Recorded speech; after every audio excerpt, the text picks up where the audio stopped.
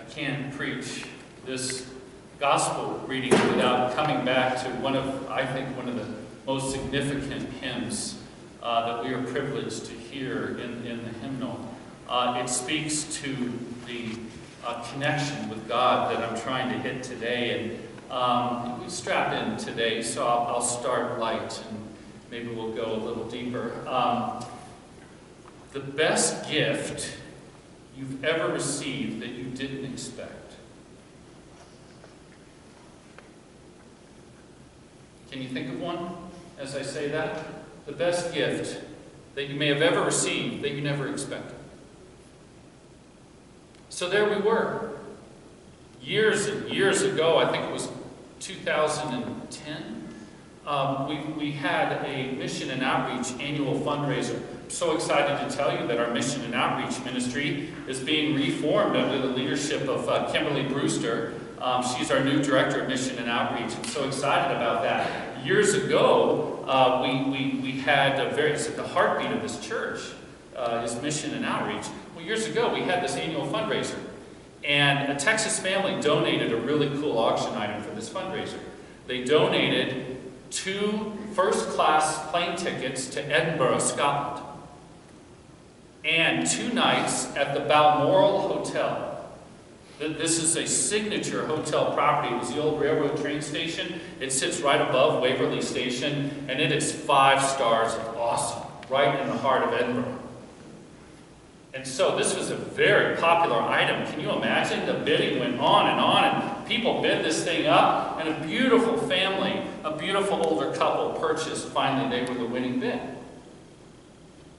After the event was over, I walked over to them with a little bottle of single malt, I think it was Bunnahabhain, and took it straight over to them, and I gave it to them, and I said, "Thank you for what you did. Congratulations. It's going to be an amazing trip." And the wife looked at her husband, big smile, and he looked at her and smiled, and they gave me back the bottle. And I said, no, this is for you. This is part of the gift. And they said, "We know.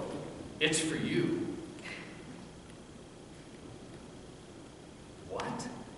I said, no, you bid. And they said, no, we set you up. So there's a group of us that would like to send you away on your dream trip of a lifetime, and this is the way we could do it legally and get a tax write-off. What? I started crying. I couldn't believe it. I started drinking the Bunnahabhain. Couldn't believe it. And so for my birthday that August, my wife and I did something we've never done before, never done again. We flew first class. Now I want to tell you how different first class. I've never done this before in my life. So first class, they separate you from your tribe there at the gate. All the people in the other line were staring at me, and I knew what they were thinking. It's the same thing like Bravo when you sit in the seat. You don't belong there. Why? What are you doing over there? Why am I over here and you're over there? And I tried not to look at them as I walked on the plane. It's just totally guilt-producing. You go on a different part of the plane. Did you? I didn't know that. And you sit in, and you get into a cockpit. It's this like foam,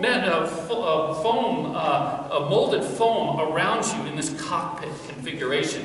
So I got in the cockpit and I strapped in for the ride. It was awesome. A woman came and gave me a hot towel. She talked to me before we took off by name. It was weird. She gave me a hot towel, and I said, "No, thank you. I've showered. I'm fine." And she said, "No.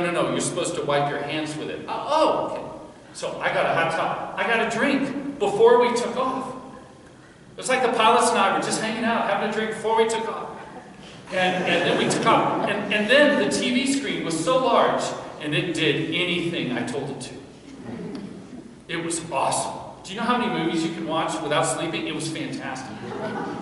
And then the food came on trays. They brought my food, and it was hot. And there was no plastic on it. I'm like, "Where's the plastic?" It was unbelievable. I'm that guy. You know, people, when we finally ate it, they kicked us off the plane. It was so sad. and so we were forced to leave the plane. All these people are leaving all the stuff. I said, "Well, no, your shoes. You left your shoes. You left your robe." I'm stuffing I took everything from the bathroom, gone. Like any priest does when we travel. We just take everything and stuff it right into I kept those slippers for years. It was so great. And then we went to the Balmoral Hotel. And someone opened the door for us. And they treated us kindly. They took our bags. Just took our bags. And I was that guy going up the Royal Mile. The first day we were in Scotland. I was the guy going up the Royal Mile. You've met this guy, haven't you, when you travel? So it's nice to be here. It's so nice to visit. I'm just going to go back now to the Balmoral Hotel. That's where I'm staying, you see. I'm staying at the Balmoral Hotel. Have you ever stayed there? I'm staying. It was a dream. It was like nothing I've ever experienced, nor will ever experience again. It was one of the best gifts that I never expected. We had a wonderful time. Karen reminds me, my first time I wore my father's kilt, I'll wear it for you next Sunday. The first time I wore that kilt, my dad gave it to me, was that night in Edinburgh. Have you ever gotten a gift that you didn't expect? One that took your breath away? One that changed your life? Isn't it great to receive a gift like that? But there are other kinds of gifts. Other kinds of places we could go. I need thy presence every passing hour. What but thy grace can foil the tempter's power? Who like thyself my guide and stay can be? Through cloud and sunshine, Lord, abide with me. So there we were, in the waiting room of Tampa General Hospital's 6th floor. Oh, it was over a year ago now. And the last time the three of us were in the hospital, it was to watch my daughter be born. But a year ago it was different. My older daughter was diagnosed with something that needed to be treated dramatically and immediately.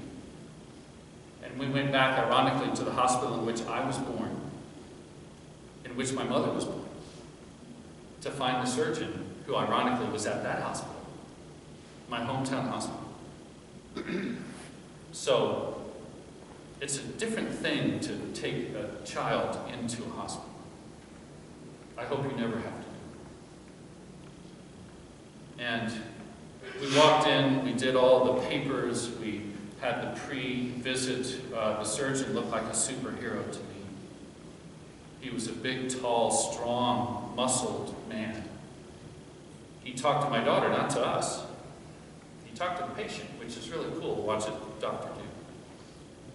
And we prayed together, and she was taken back for a 2.5 hour procedure at best. And that was the longest 2 hours of my life. Easy. And then it was 2.5. Then it was 3. Then it was 4. Then it was 5. Then it was 6 hours. I've never had a longer period in my life, including my marriage, than that 6 hours. We walked around the hospital, we walked by the water that I had played in as a child. We watched the staff of the waiting room leave. They all left. It was just my wife and I, by ourselves, in this waiting room. I have never prayed to God in my entire life the way I prayed to God in that moment. And I asked God for the one thing that would matter most to me in this entire life. 6 hours and 10 minutes after she went in, that surgeon came walking out in his scrubs, and he took his white surgical cap off by himself and walked down the longest hallway I've ever seen. He looked at us and he let out a long breath of air. I about threw up right there, and he said, "We're done. She's going to be okay." And I've been with you for these moments, but I'm not so good in my own moment. I threw my arms around this very respected surgeon, and I wept on his shoulder. He stood there and held me up. I asked if we could pray, and this surgeon, in the middle of this waiting room, and nobody else there, prayed with us. And he said, "You're welcome. Now go out and help her live the life that she has to live." It was all I needed. It was all I needed. And to this day, it's all that I need. Everything else is commentary. Have you ever been in a moment like that? Ever prayed like that?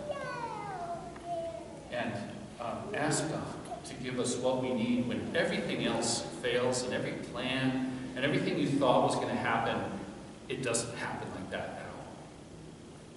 And God has to show you the way because we can't see the way for ourselves. That kid, by the way, is working 3 jobs in Rogers Park, Chicago today.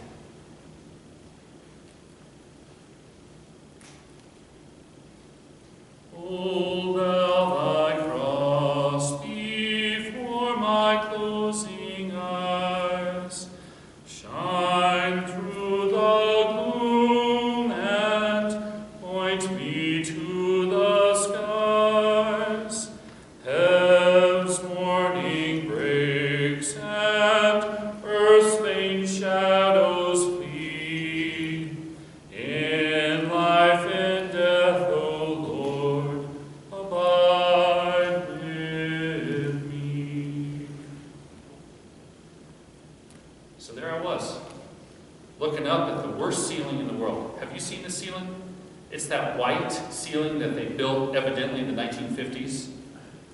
And it's got little holes in it, like in a row, like in a pattern. And they tell you asbestos isn't in it. And of course, you know they're lying.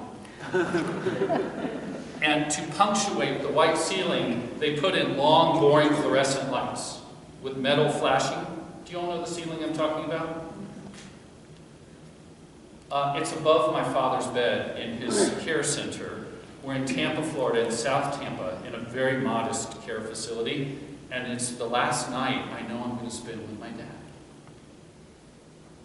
And we're looking up at this ridiculous ceiling, because you never think about the person in the bed and what they see. That's what they see.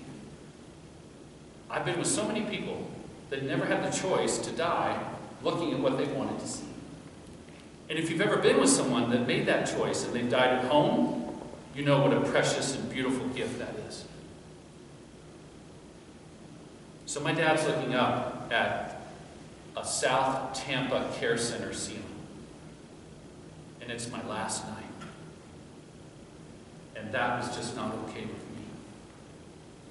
My dad was born and raised on the water. He loved the water. He fished the water. He taught us how to swim in the water of the Gulf of Mexico. So what do? We talked about the water. We talked about all those funky family stories of the water. We talked about how my brothers and I tried to push him in the water. My dad was Division I, 4-year scholarship athlete, football player. He was huge and strong, and we pushed him into the water as children.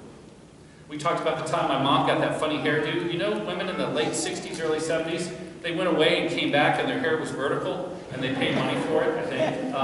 And so my mom took us to the beach with her new do, and we were fighting on the beach, and my mom got distracted. She turned around. She did not see the large wave. My dad loves this story. And she didn't see the large wave. Boom! The wave hit, and she went all natural. Saltwater scrub, and it was free. Oh, she was upset.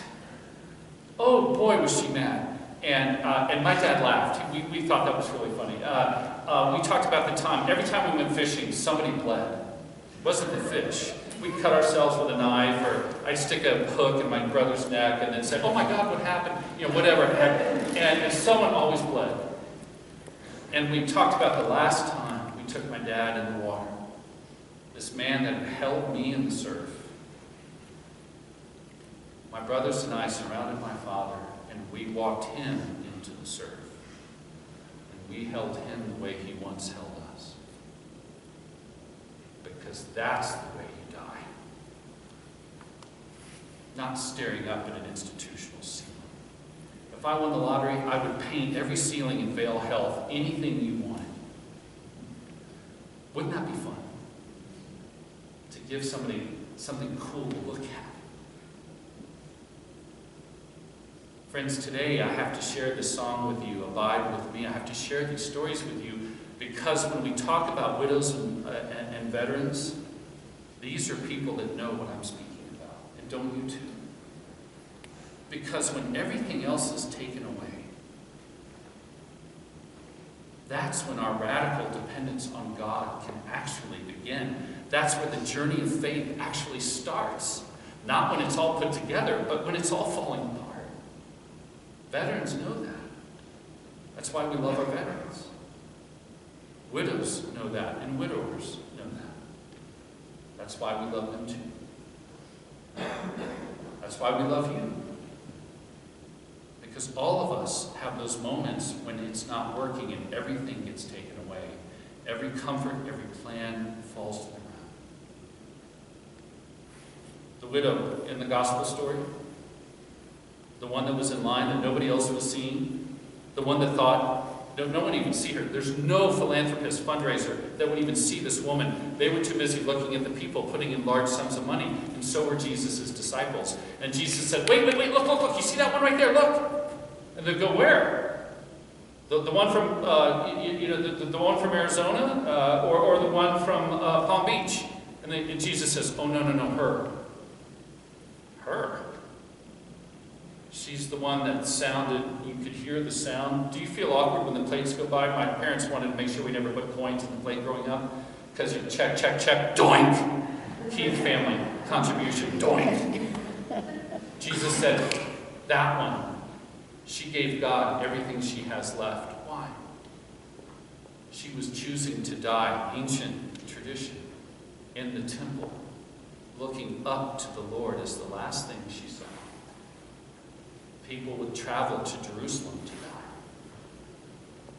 She was making a choice to look at God and go to him.